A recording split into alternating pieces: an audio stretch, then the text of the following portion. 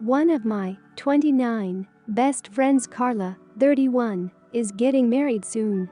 It's only meant to be a small backyard type of wedding, but they've been planning it for a few months now, and originally it was supposed to be on my property. They wanted it because it's private, has lots of open space for the reception, a nice view, and the house could be used for them to get ready and stuff. Of course I said yes. She and her fiance Rick were very happy. Thing is, Carla and I do have a history. We went out on and off in college, but decided to stay friends. Then I met my wife, we got married, Carla met Rick, and now here they are. Now my wife knows I went out with Carla back in college, and she didn't care. Carla still went to our wedding and everything. I never knew if Rick was told or not. It's not my relationship, therefore not my business to say anything, so I never did. Rick found out recently, and not in the best way. Not sure how, but from what I heard from friends is that one mutual friend told him, no idea why, we used to date. Not only that, but apparently Carla said a couple years ago she was still in love with me, when she was already dating Rick. Don't have actual confirmation if that's exactly what he was told. All Carla's told me is that Rick was told about our past, and he's angry at her for never saying anything. It became quite a drama, and didn't hear from her for over a month until now. She told me they're going to couples counseling, and that the wedding is still on. But Rick requested that I not attend. It screws, but I totally get why he wouldn't be comfortable. Then I asked the obvious question, where are they going to hold the wedding then? To my surprise, she said they still want it at our place. Rick said so too, and in my mind I'm going, he doesn't want the guy who dated his fiance years ago at the wedding, but still wants the wedding at his house. My wife and I are expected to just not be at our home that weekend, and I told Carla no. They're going to have to find some place else, since we're not going to simply leave our home to them for the weekend. Not only for safety reasons, but it just doesn't make sense. Rick doesn't want me around because he's not comfortable, but is comfortable enough to have their wedding at my house. They really want their wedding here though, and because of that I've been bugged by not only her, but also Rick and some friends, who think I'm being a petty idiot for not letting them have the wedding here anymore. Honestly, don't think that I am. It just doesn't make sense at all to have to leave our own place for a wedding we're no longer welcome to, and leaving our home totally vulnerable. Still, being accused of sabotaging their wedding, and Rick believes it's the least I can do after everything. Am I the idiot? Simple solution. If I am no longer a guest at the wedding, you are welcome to rent my property as a venue. I have averaged the cost of 10 local venues and will be charging that amount. Since I am not to be there, I have booked a getaway weekend for my wife and I, and hired security to watch over the property in my absence. The cost of those things have been added to the cost of the venue in this itemized invoice. A 50% non-refundable deposit is due now, with the remainder due no later than 2 weeks before the date of the wedding. Not the idiot. Not the idiot. I totally understand Rick's discomfort over Carla hiding that you two dated.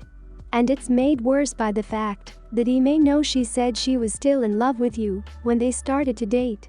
But expecting to hold their wedding at your home while kicking you out for the weekend and uninviting you is really ballsy and outrageous.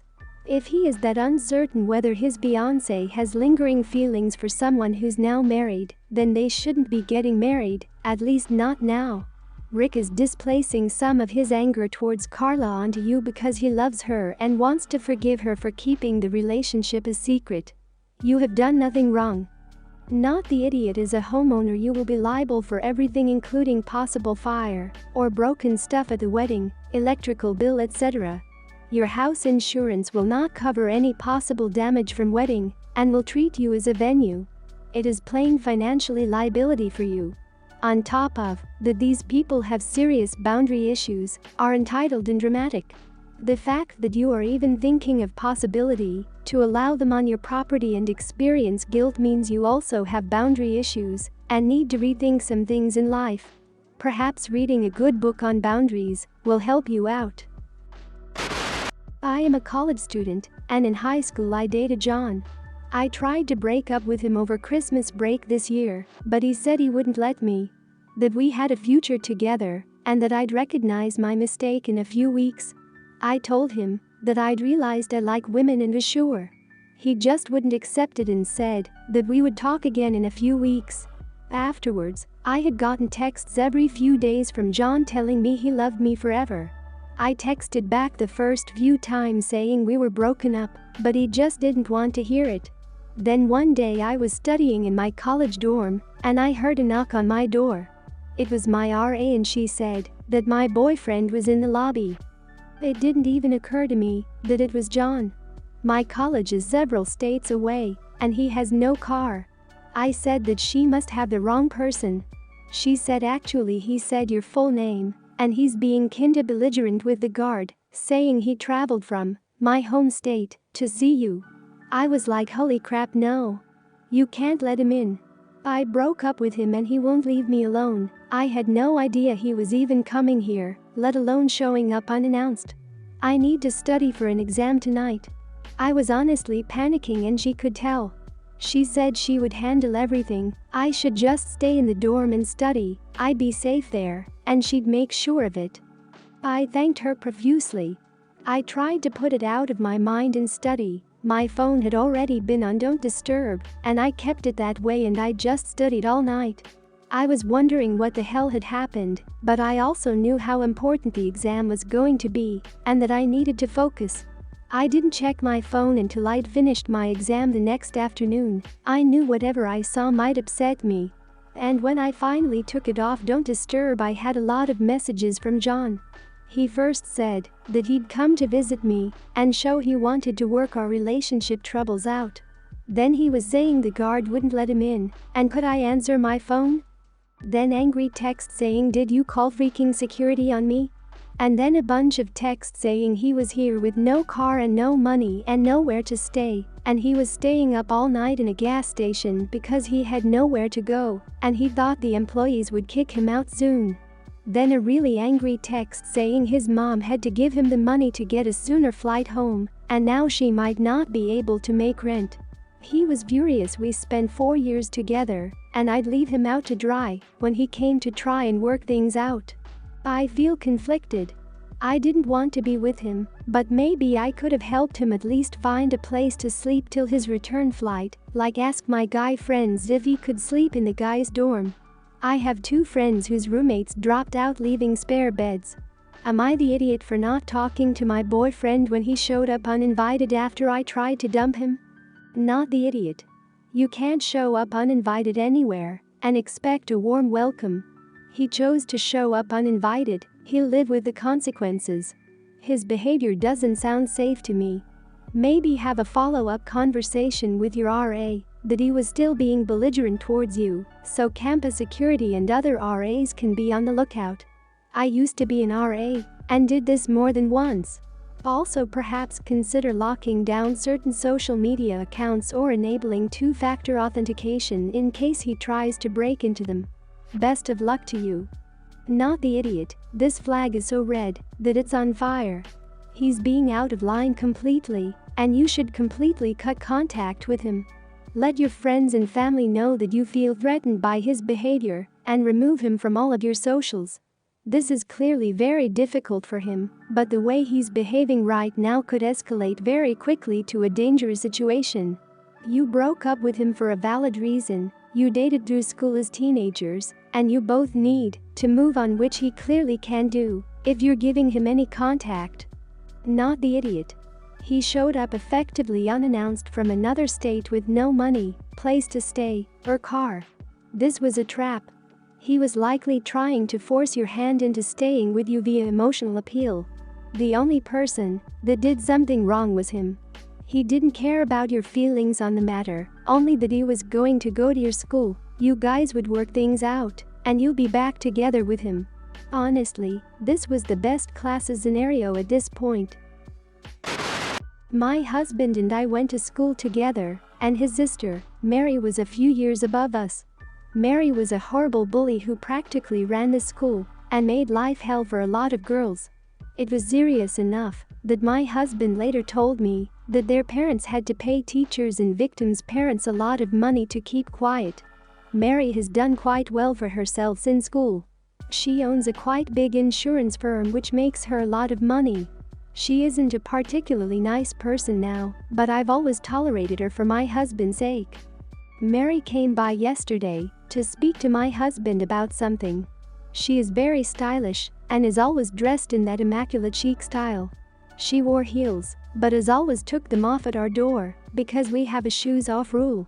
We have a 15-year-old daughter, Anna, who is also going through a fashion phase.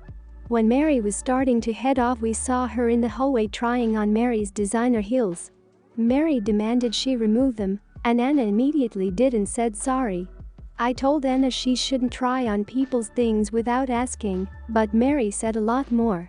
She started shouting, "Who the hell do you think you are?" and berated Anna for a good few minutes, including saying Anna shouldn't touch what she couldn't afford. Anna burst into tears and ran upstairs. What Anna did was not right, but Mary did not need to cruelly berate her to tears like that. I said to Mary that what she said was disgusting and that she obviously hasn't changed since the days she tormented people at school. Mary put her shoes back on and left. My husband said the school comment was too far. I don't think it was. I understand why Mary was so angry. She's always been very protective over her precious clothes, and those shoes were not cheap at all. But even so, Anna took them off immediately and apologized. She used a teenage girl's silliness as an excuse to bully and intimidate her. She is a disgusting person, and I'm sick of my husband making excuses for her. Am I the idiot? Everyone's the idiot here. Anna's face doesn't excuse her behavior, and she's old enough to know that's not good behavior. You and husband should have taught her that by now. You and your husband for letting a grown woman scream at your daughter for minutes, and only after the damage is done trying to stick up for her. Also potentially for not teaching your daughter to respect others' things. Mary for overreacting. Unless she damaged the shoes, an apology and stern reprimand should have been enough. The comments she made were actually bullying tactics, and I could understand why you related it back. Everyone's the idiot here. No, Mary hasn't changed, but guess what? Neither have you. You let her abuse your child. You allowed it to happen, and so did your husband. Your teenager still touches things that don't belong to them at almost driving age, which shows a lack of discipline and boundaries, and then you allowed her to be verbally abused. I don't care if your brain froze up and you couldn't think of anything to say. You know what you could have done? Spun your daughter around and frog marched her to her room. Opened the front door and shoved Mary out. Pretty much anything would have been better. Not the idiot, and ignore the commenters giving you heck for not shutting it down earlier. It's just fine for your daughter to see grown-ups act like idiots, and it's perfectly acceptable that you shut it down when you did. Your daughter learned not to mess with other people's stuff, and that mom will defend her when needed. Sounds like a pretty good outcome. Hope sister-in-law decides to apologize, but if not, then oh well. It's also perfectly acceptable for her to be reminded that her reputation did not just end with school. A bit of background: it was my mom's 53 birthday a few days ago. My dad, 64, decided to treat her to a dinner in her favorite restaurant.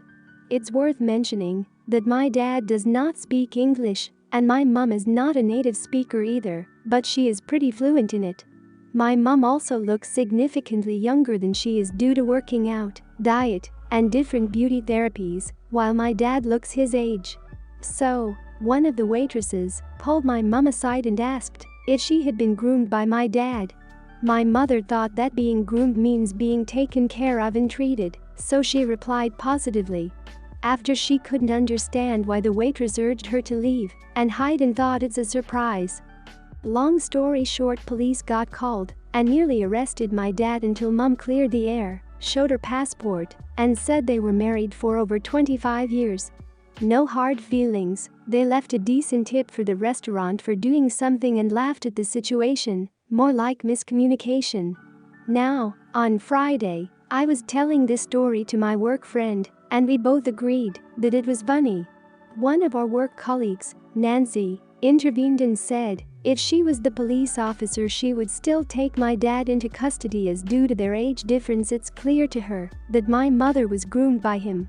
Just hearing that wanted me to vomit, since my parents met each other when both of them had successful careers, and my dad was working as a member of the police force himself for years and adopted me and raised me as his own daughter. I snapped and asked Nancy to mind her own business and stop making assumptions, but she carried on. I had no choice but to get the manager involved, and both of us got dismissed until Monday to wait for HR to look into the issue. Since then, Nancy posted a rant on social media and called me an idiot for supporting grooming of women by older rich men, and some other people agreed with her. This entire situation makes me angry, but am I the idiot for reporting her to the management? Not the idiot. It's nice that the waitress was looking out for potential victims, and I do like that the situation was handled seriously, even though it was a misunderstanding due to a language barrier. It seems that everyone was happy, and the police were satisfied. Nancy doesn't sound like the best person. It was completely wrong of her to say such things, and I hope HR listens to you. I would be furious if someone said that my father ever behaved inappropriately towards my mother, or vice versa. 1. Not the idiot. 2. Why would a waitress leave her opinion about people she doesn't know? I'm sorry, but the way that waitress pulled your mother aside and called the cops is hilarious and scary. Like, why would the police come to a restaurant because two people are having dinner and some waitress thinks the woman is being groomed? Sorry, but this doesn't make sense to me. 3.